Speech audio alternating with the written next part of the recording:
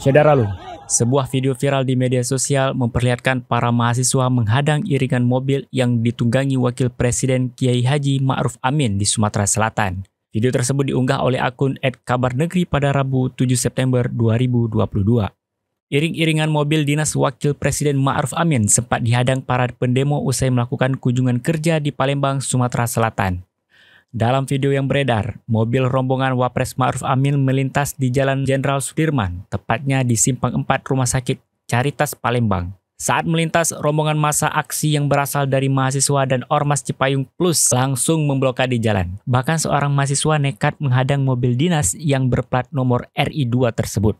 Namun, hanya berselang beberapa menit, rombongan Wapres pun akhirnya dapat melanjutkan perjalanan menuju ke Bandara Sultan Mahmud Badarudin II Palembang. Koordinator Lapangan Cipayung Plus Palembang, Amir Iskandar, mengatakan para mahasiswa menuntut agar pemerintah segera mencabut kebijakan kenaikan harga BBM yang dinilai telah memberatkan masyarakat.